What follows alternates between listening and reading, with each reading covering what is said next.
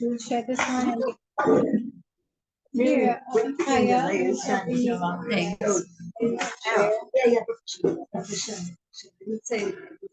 I don't even know if he's back in, but got a lot of friends here. She said everything.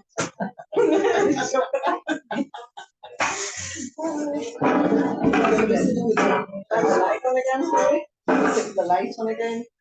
Okay. Wait, sorry. And the door. Stay to the right. Oh, okay. Because I couldn't even see it moving on. There we go.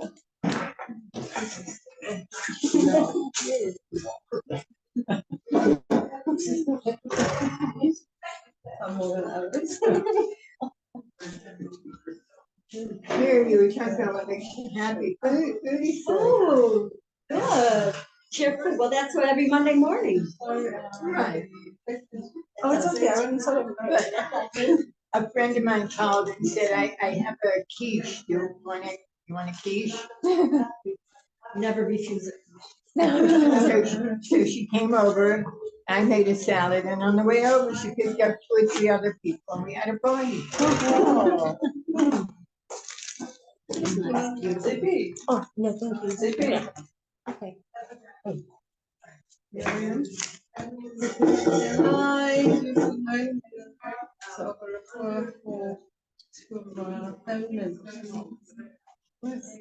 My father-in-law was in hospital. Around your middle been really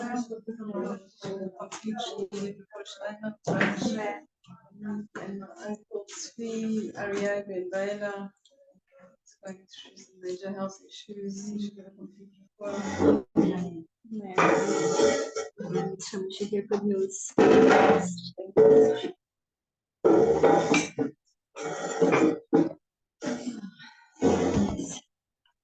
Now let's be happy there. Yeah.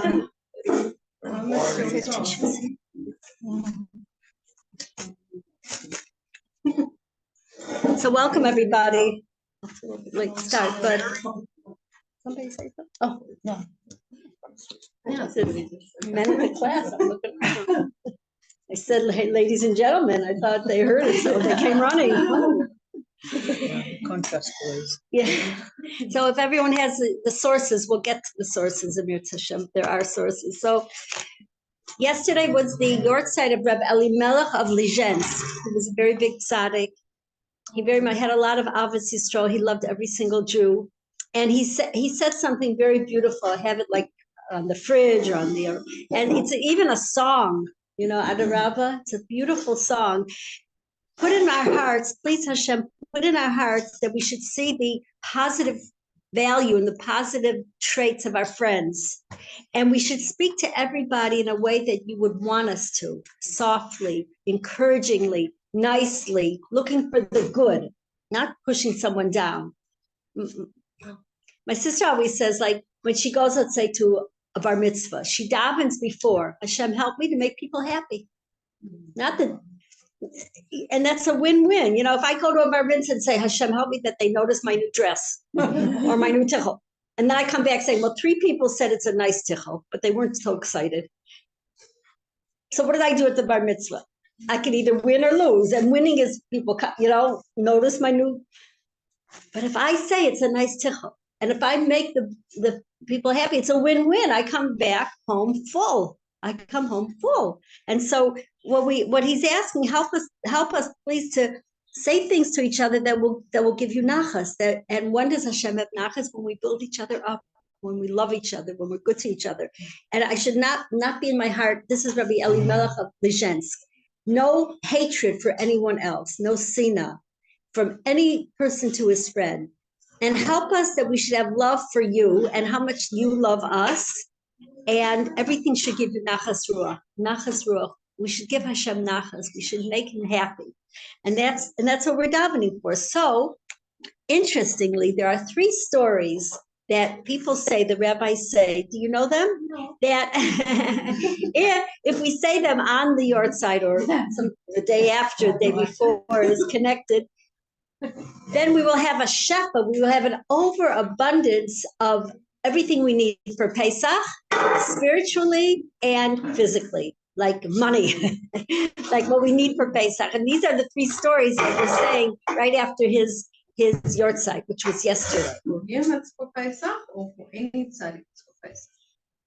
If you say three stories about any tzaddik. Well, these are the three particular ones. All stories are good, but these are three particular stories. For any tzaddik. One is definitely about him. The other two, I'm not sure.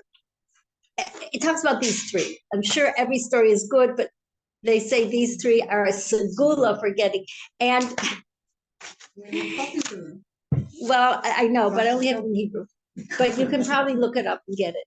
Anyway, this is the first story. It happened around 250 years ago. There is a Jewish man who would prepare wine, and then he'd go to a different country and sell it and come back, and he would have enough for Pesach. But as he was going over the border control police said to him, what's in your barrel? You're not allowed to bring wine into this country. So they confiscated all his wine. So he came to Reb Elimelech of Lezhensk. He was crying. He says he doesn't have a penny for matzah, for wine, for charosas, you name it, for anything. What's he going to do? So Reb Elimelech said to him, go back and tell them it was a mistake. There's water in the barrel, not wine. So he believed, like we believe in Hashem, we believe in Moshe, we believe in a tzaddik.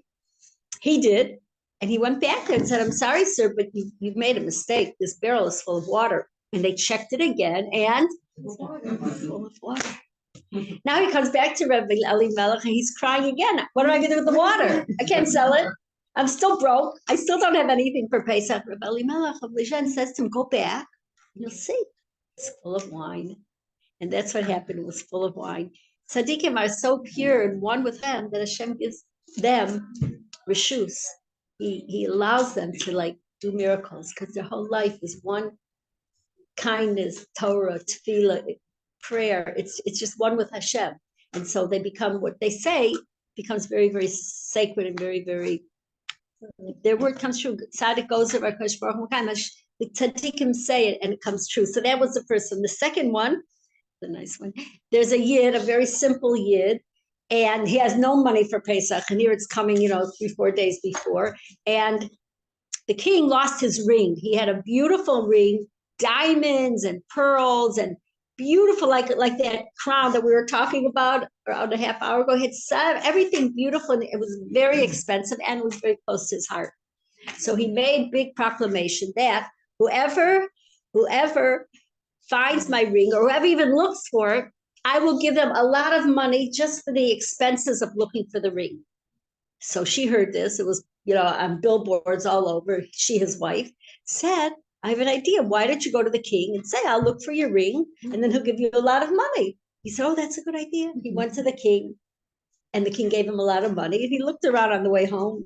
He didn't see it. And when he got home, he spent all that money to buy wine and matzah and everything for Pesach. And then there was a person on the king's staff, like high up official, who hated and didn't want him to have it and wanted him to get in trouble.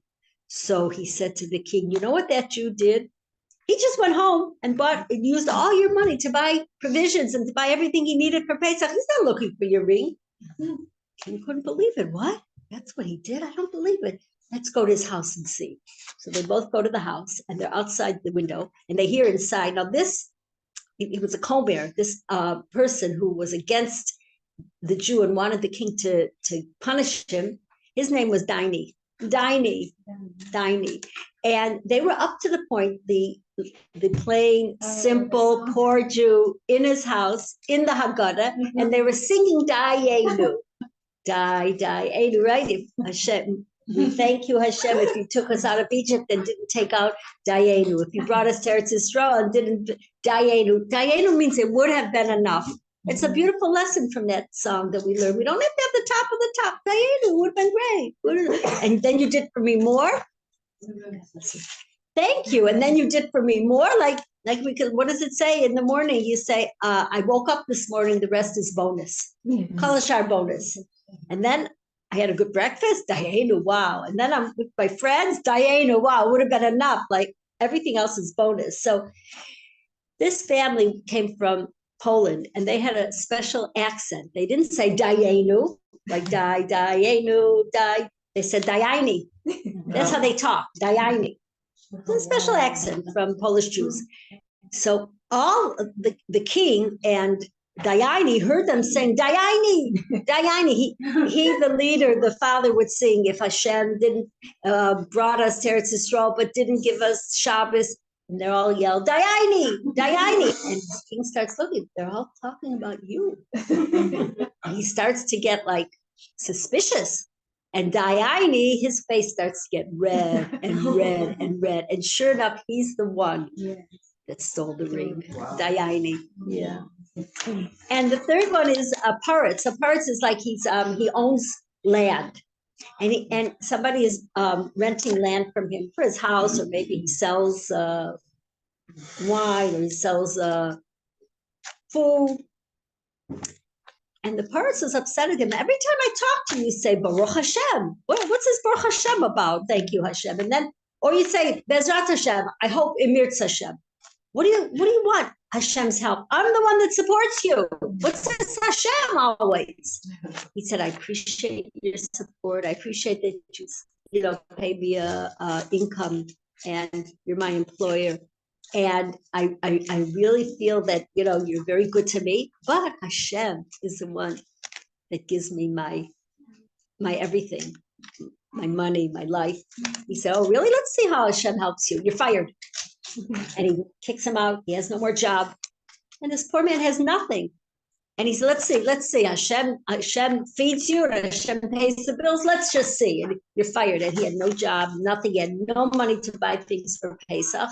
Now this Paritz, the owner of all the land, he was very rich, and he had a custom. He'd go down in his basement where he kept his coins, gold coins, and he would just love to feel it. Just feeling it made him feel important and, rich. And he would even put it in his mouth and bite, make sure they're real gold coins. And he had a monkey. Monkey was his, like an animal, like a pet. And the Kof would come down with him into the basement. And he saw what he does. The Kof saw it. Monkeys copy us, right? So he put the coins in his mouth. But a monkey doesn't have any seichel. Dumb. So he swallowed it. Coin after coin after coin. And one day, he comes down, the landowner, the Paritz, and he sees his pet is dead. And he thinks to himself, I'm going to make more trouble for him. I took away all his parnasa. I took away all his livelihood. And now I'm going to put this dead monkey in his backyard. It will smell. It's not pleasant. I'm going to give it to him all the way. He really hated him. Puts him in his backyard. And then somehow the stomach of this dead monkey opened, and there were all the gold coins. So he had enough to buy for Pesach, everything he needed for the Seder, for the start. So these are the three stories that we say the day of or the day after. And Mishra, we should all have Pesach with simcha and with joy and with a lot of revach, a lot of shef, a lot of. So this parsha is so beautiful, where Moshe Rabbeinu inaugurates the Beis HaMikdash, the Mishkan, and after the seventh day, he calls his brother Aaron to become the Kohen Gadol, to take care of the sacrifices. And they're human beings, and how did they feel? It's his younger brother, and he could be saying, Aaron could be saying, my brother Moshe is becoming king. He disappeared for 80 years for so long to Midian, and now he's becoming king. No way! I was working here all these years. He comes back and takes over, and Moshe could be thinking, I risked my life for the Jewish people. I went up to heaven. I left my body down here to get the Torah. I said to Hashem, erase me from your Torah, give everything for the Jewish people. Now Aaron is going to become the Kohen Gadol. So you might say they were above that. They had no brotherly jealousy, and they were above. On the other hand, they were human. They were human. So the Orach Chaim says we have to divide. We have to look at them as great tzaddikim, but also we have to realize the biggest tzaddik is basar v'dam, is flesh, has feelings, could become jealous. Both of them could be jealous of their brother. So the Or HaChaim says that when you're supposed to, what could he have done, Moshe? Right? Remember when Haman had to show that Mordechai is great, he did it at night. He didn't let anyone see. So he could have inaugurated Aaron at night when there isn't a big crowd. He could have waited a few days. We'll do it, not yet.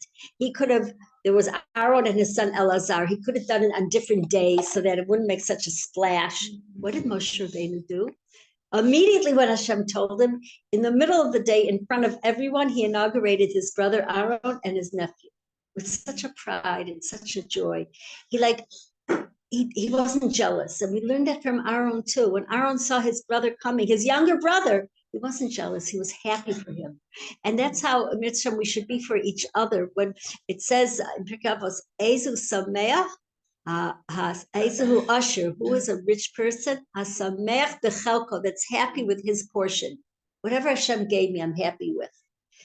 Doba taught us that the highest thing, it says in the Perak of Bitachon, Shar Bitachon, of having belief in Hashem, is to wake up in the morning to say, this is exactly where I want to be.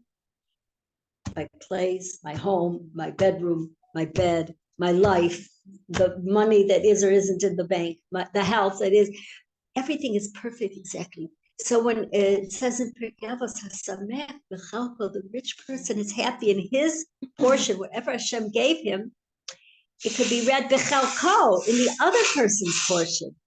That I'm happy for you and you and you and you, and you're happy for each of us. We're happy with each other's portion. And when that happens, there's no competition. There's no jealousy. There's no feeling, why me? Why did I lose out? No, because that's exactly what we learned from Aaron and from Moshe, to be happy for the other person, to be happy for each other. Samech b'chelko, the chelik of each other. And if we could learn that, we could mamish feel so much happier, more relaxed. Hashem gave me exactly what I need to fulfill my purpose and to fulfill my calling and to fulfill my yad, why I'm here in this world at this time. And if we could feel that and realize it, then why waste energy and emotions and time on the negative stuff, on the jealousy, on the competition? I got to be better. No, you're best. You're the best. You're the best you could be. You're perfect. What? Yeah, to be content.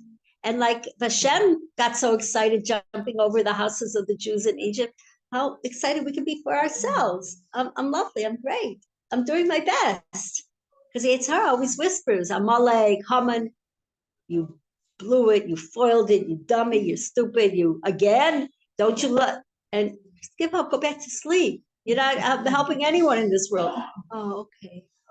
That, it saps us, all our energy, our simcha, our excitement. Oh, we're excited. Hashem is excited about me. I'm going to be excited about me. And if I'm not, I'm going to talk about it over and over again. Hamanti ki adaber, King David in Tehillim says, I believe because I talk about it. I'm going to talk so much, it's going to go inside. I'm going to believe it. I'm going to feel it. And there was a Rabbi Pollack, he never missed the morning minyan of Shachris for 20 years. He was there before the sun rose for Vesikin, for Nate's. And no one knew that his wife was sick for 18 years. She was on chemotherapy and she was very sick. And she wanted him to go out. She wanted him to go out and not just take care of her the whole time. When she passed away, his children said, Mommy wanted you to go out. She wanted you. And he said, that's what saved him. That he had a life, that he had, sure he took good care of her also, but that she felt she was so great that no, you don't have to sit here. Just go out and live. Go out to Shachris every morning. He didn't miss a day. And then one person, when he missed a day of davening, he felt very, very badly, and it was his father's yortzeit. So he took out the day that his father passed away, the same day of the year. He took out the talis and tefillin that his father used to pray. And he got to shul late that morning and he didn't know how to catch up. Like there's different laws. Should you say this? You want to try to catch up in time for Shmon Esrei? What can you skip? What should you say? When he opened up his father's tefillin, there was a little card that fell out and it said, in case you ever come late for Shachris, for the morning prayers, here is the Psuke de Zimra, the parts that you could skip. And he felt, wow, Hashem knows exactly what I need. And he gave this to me exactly when I needed. Hashem is with us with everything we go through. Like the story of Purim, we're in the darkest, lowest, Hashem forgot us. It's all over. No, Hashem is with us. He's with us in the depths of our sorrow, in the depths of our trouble, in the depths of our being alone. We're not alone. Hashem is with us. And if we could remember that, then our life, like you said, is calm, is happy, is we're with Hashem. We're not alone. So, about the Parsha teaches us about food and which animals to eat and which animals not to eat. So we're going to get there. But let's first do chapter 9, Pasuk 7. That's number 1 on the sheet. And whoever would like to read it, this is our chance to enjoy and to learn Hebrew and to learn how to read and how to translate. So who would like to take it? Vayomer Moshe? Okay. ויאמר משה לאהרון, קרב אל המזבח ועשה את חטאתך ואת זרעך תכפר בעדך ובעד העם ועשה את קורבן העם תכפר בעדם כאשר כבש. Thanks. Moshe said to Aaron, come forward to the altar and sacrifice your sin offering and your burnt offering and atone for yourself and for the people. And sacrifice the people's offering and make atonement for them as Hashem has commanded. Great, beautiful, thank you. Rashi, who would like to, the Rashi is a couple words in Hebrew and then a couple in English. If anybody wants to tackle it, to try, we're all ears. It's quiet here. Okay. Karov el HaMizbeach. Karov el HaMizbeach, and Moshe said to Aaron, go to the altar. Tehaya Aharon Bosh v'yarei lageshet. For Aaron was embarrassed and feared to go there. Amar lo Moshe, lama ata bosh, la lacha likach nivcharta. Moshe therefore said to him, wherefore are you embarrassed? For this purpose you were selected. That's it. Thank you. That's beautiful. Aaron HaKohen was embarrassed. He was shy. I should go up to the Mizbeach, to the holy altar. I, little me. And so what did Moshe say? Don't be embarrassed. Why? He says, Rashi says, read beautifully, why are you embarrassed? This is what you were chosen for. And there's a Hasidic explanation of this, which is very beautiful. I heard from my husband, who heard from a Rav of his, or Sameach in Muncie. He said, Lama ata bosh, why are you embarrassed, Aaron? Lakach nivcharta, for this you were chosen, because you're embarrassed. You were chosen for this. Not, don't be embarrassed, this is your calling. No, because you're embarrassed, it's your calling. Because you feel shy, like, I'm not a man for the job, I'm not big enough, I'm not. So he wasn't like puffy like that. Aaron teaches us how to just be soft and like, I don't deserve the world. I do what I do, and I do it with honesty. I do it with emunah, with faith. I do it to the best I can. But it's not like everything is coming to me. Everything is mine. When he saw his younger brother, he wasn't jealous. When he wanted to go to the altar, he was embarrassed to go. When his 2 children were killed, remember from the Aish? Vayidom, he was silent. He accepted. And so everything that Hashem did, he just felt in tune with. He felt it's for my best. He felt the love from Hashem. And that's what made him Aaron HaKohen. That's what made him that there was no jealousy there. So if we can feel that love for each other, so we're not in competition. We're all here for each other. We all want the best for each other. And that's what we learned from him. And also in this parsha is something very interesting. It talks about the non-kosher animals. So for example, it talks about the pig. And it says the pig, there's 2 conditions that an animal has to be kosher. One, that it doesn't chew its cud, and one that it has splits on the hoof, between the fingers. So it talks about the chazer. What does it say in the Torah? Chazer ki mafris parsa, it chooses its card. Sorry, that's a good point. Vishasa shesa. It doesn't. Oh, sorry, it doesn't. Vishosea shesa, and okay, thanks. Vigera lo yigar. It doesn't have the split. So why? He does. I need you guys. Thank you. Yeah. Thank you. Why? But he doesn't. Right. So it's the first thing. So he shows off, and what's hidden is not so holy. But showing off, I'm very holy. You know, and he shows off like that. And the other animals also, the Torah, when it tells us that they're not kosher, first it shows their good part, their holy part, their tahar, their a pure part, and then it goes and tells us. So wait a minute, why is it describing what's kosher about them? It's teaching us what's not kosher.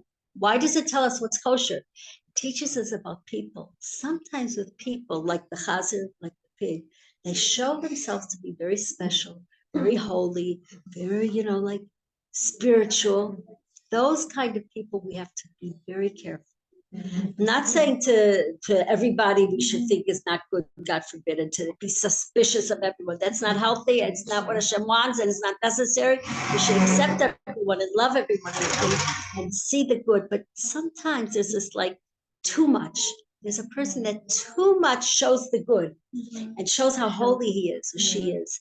And that's what we have to look out for. When Yaakov prayed to Hashem to save him from his brother Esav. Esav is an enemy. Esav is bad. Esav hates him. He didn't say, save me from Esav. He said, save me from my brother, from Esav. Now, when you talk about someone, you talk about their name, Esav. What do you mean from my brother? Why did he say first my brother? It's more dangerous. Esav we know is bad. Esav we know is out to get us. So we stay away from him. But my brother, when he acts nicely to me and brotherly to me, that we have to be even more careful. So he asked Hashem, Yaakov, save me from my brother, from Esav. And we have to, when missionaries come sometimes to take Jews away from Judaism, if they show their intention, so we know, stay away from them, they're dangerous. But if they come with giving a talis, giving tefillin, talking about Gemara, bringing kosher food, brotherly, we have to be even more careful from them. So today's world, that my brother is the encompassing of Western culture. Yeah. My brother, it's also nice, come and take it, come and get it, it's all free, whatever. That's my brother, but we have to be wary of. Right, and then they get us, right? So that's even more. It's like the nachash, the snake that goes inside, it's slimy, it's I've got I'm using my daughter, my youngster Esther, about 7 years old. She came home and said, we've learned about kosher animals. The giraffe is kosher, but we don't eat it, so it won't put in the oven. It didn't occur to me beef, we can't put a cow in the oven. interesting. I just heard that, no, we don't, it's a kosher animal, but the neck is so long, where do you chef? But I just heard that the chef, the dinim, the kashrus, the rabbis know where to cut. Yes. But there's a problem. The problem is it costs $40,000, and once they open it, it could be that often the lung is torn or whatever. So, I mean, anybody wants to try giraffe meat at $40,000? There's two rabbis, Ari and Ari. Oh, yeah. They do a Saraya Suda every year. They checked all these animals that are kosher, but not usually Including giraffe? Yeah. They bring along communities also like the locust. What is it? Because you have to have a Masorah to eat it as well. It's not just supposed to be kosher. It's a bit of Masorah. So the Temanite rabbis who know which locust it is, which aved is kosher to be eaten, and they serve all these weird stuff. They really do this? Yeah, it's like a big dinner, expensive dinner in York or something. Wow. All these strange animals. Yeah, it's cool. Interesting. There's just certain things that you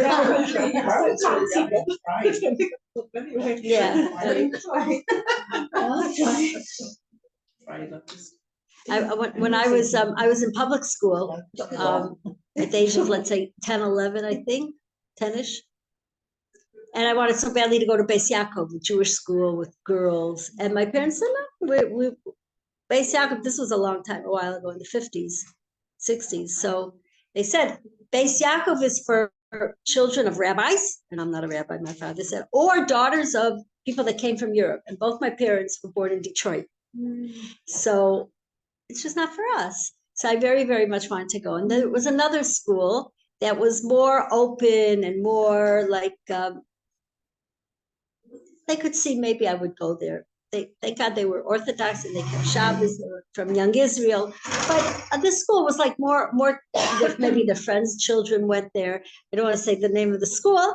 And I'm sure the staff, it's not for me to stamp of approval on them, but they did everything sincerely and honestly and wanting to help in that time. You know, not everyone could be over there all the way to the right, Beis Yaakov. So they wanted to bring in a broader circle of Jews to know about Judaism, to know about Shabbos.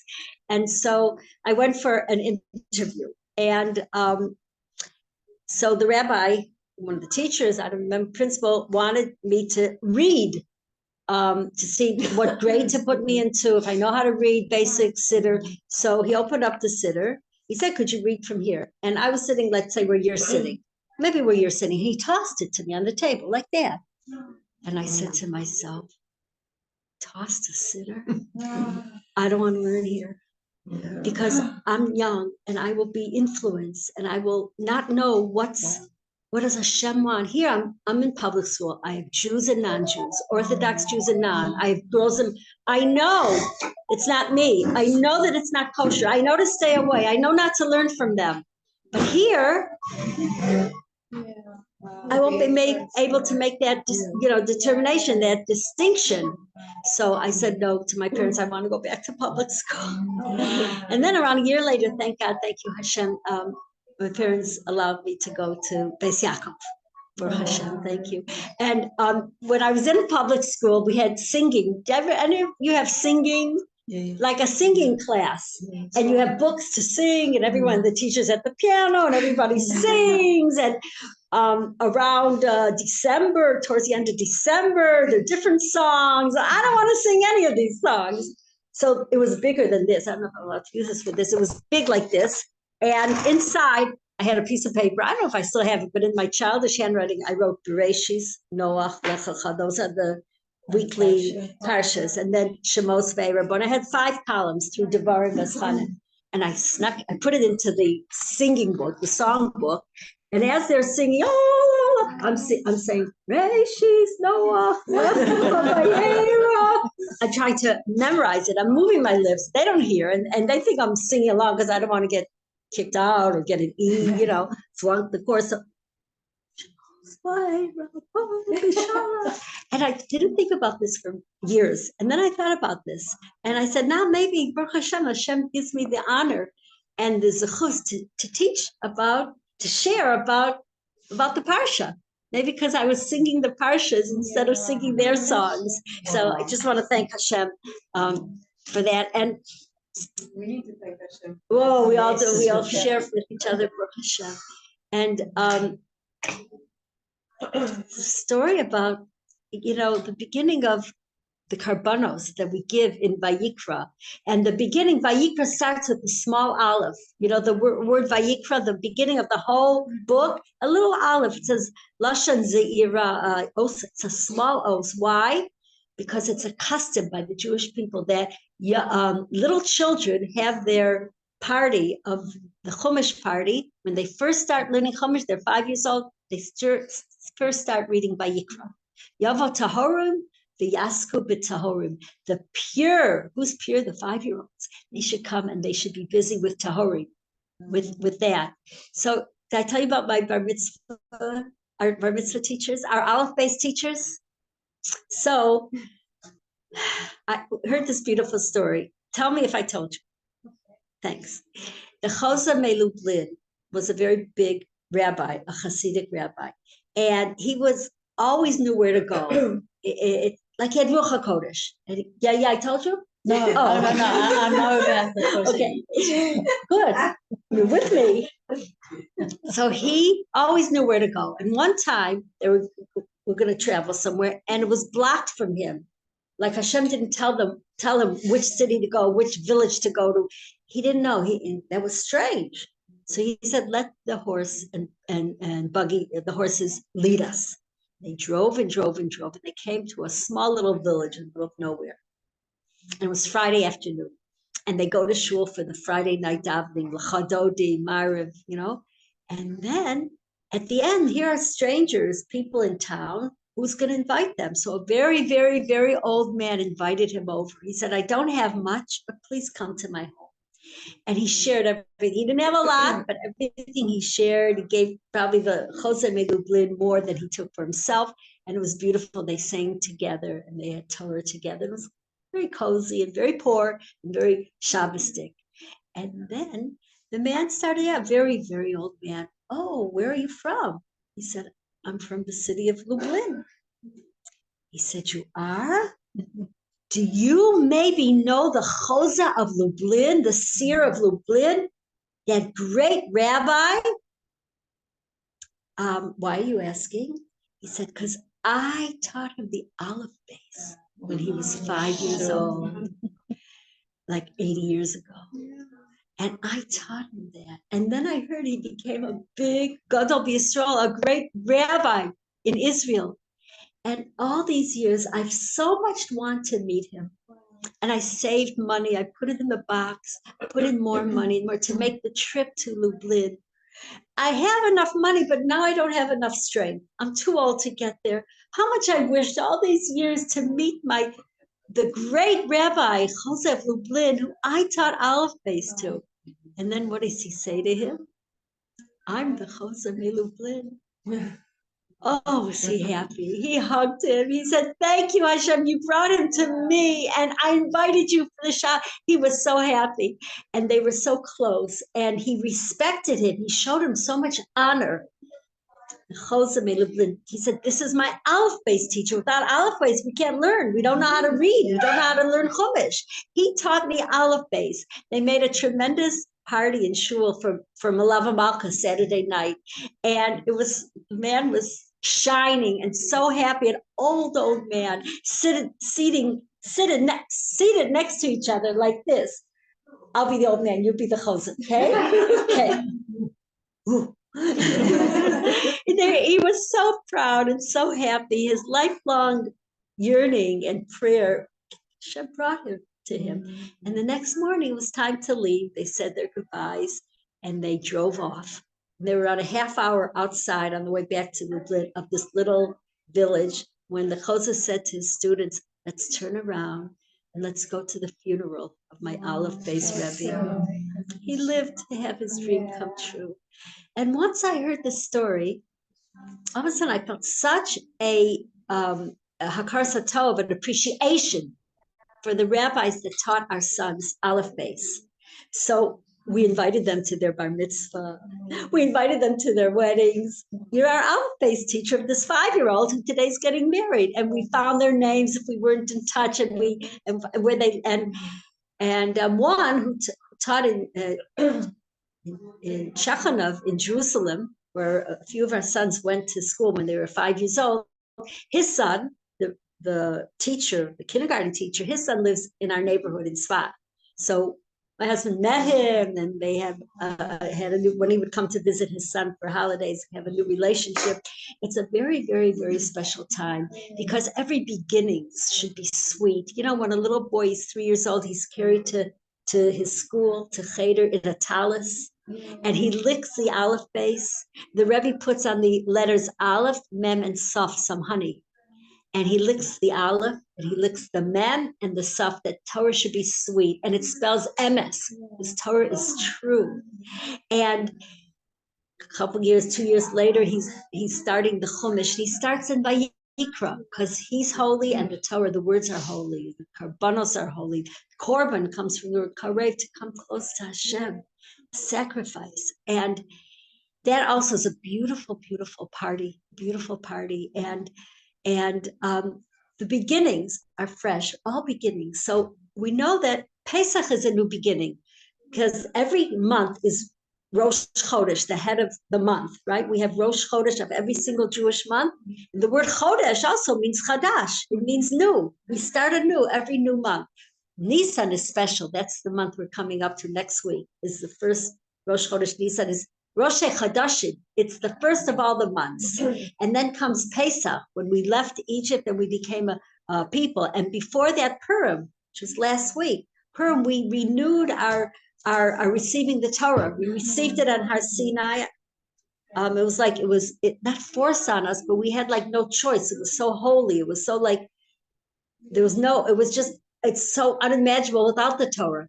And then in Purim, we accepted it from will. We accepted it, kimu v'kiblu. We accepted it and we wanted it again. And that's also a beginning. Purim is a beginning. So if we can learn from these 5-year-olds and from these 3-year-olds and learn what it means to be new and to feel that newness every day, even a few times a day. Now I'm starting anew. What was. I'm not going to look back. I'm not going to feel bad. It's not going to hold my shoulders down, all the mistakes or what I didn't do, what I didn't learn, what I didn't know, what I didn't keep. It's finished. Now I'm starting fresh. So, like a fresh paper, like a new restart, like a new book. And I'm starting my new page today. And when we have that freshness, and there's nothing dragging us down. It's that simcha, that newness, like a child. Hashem loves when we're childish because when we're childlike, because that will bring us up to everything is new, everything is fresh, everything is like just for me, Hashem, you gave me everything. Thank you. And when we can feel this, we can live a life of Torah, a life of mitzvahs, a life of sharing with each other, not being like we said from Pirkei Avos. I'm happy for your chayla. I'm happy for you. I'm happy for you. We're happy for each other. We're not jealous or competing. We're in this together. We're sisters. So my sister gives my parents a lot of nachas. I'm very happy because my parents are happy. So if each of us are giving Hashem nachas, wow, that's great. More. Because what do we want? We want Hashem to have less nachas? No. Just give Hashem more and love each other. And when we can do that, then it's really worth getting out of bed. And then Hakol Ashar bonus. The rest is all bonus because we thank Hashem for everything that He gives us. And Can I just intervene a second? Sure. Because I just messaged her why she didn't have the class. And Shada? Shayna Elka Bachman. Shada, is she? Just got home. She But really? yeah. So keep her in our. Yes, for sure. Sure. Shada Elka Baschana. Oh, Shalema.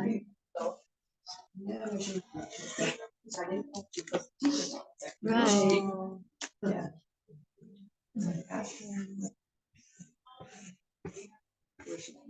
Amen.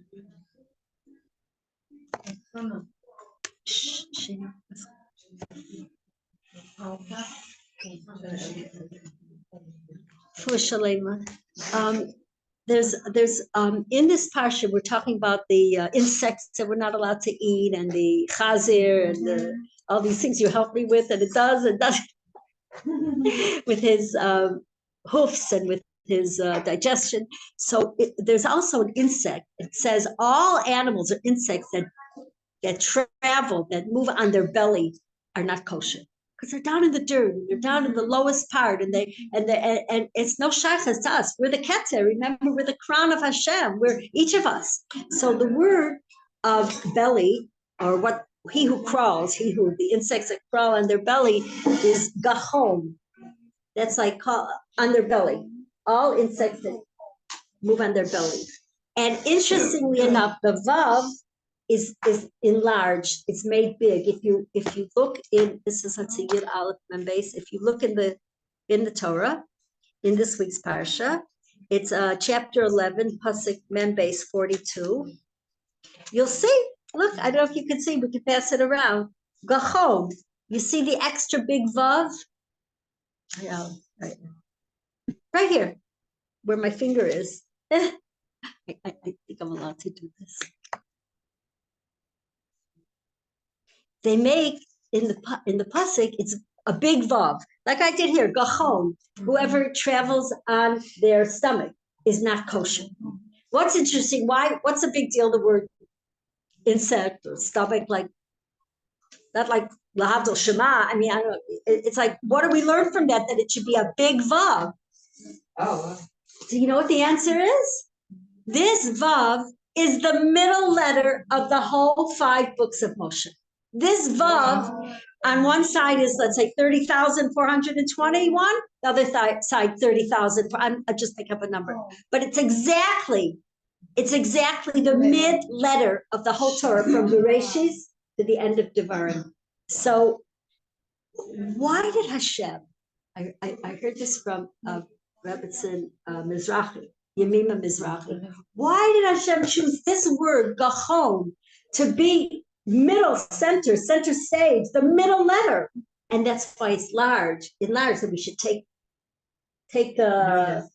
Notice. Take notice. And just make sure you're up. No. I need your help. Because Gachon, what is it again? It's an insect going on his belly. Yeah. Doesn't sound very exciting or very like a place we'd want to be. Sometimes each of us are like, feels like that, right? I do. Insect on my stomach, like I'm down there, downtrodden, people stepping on me.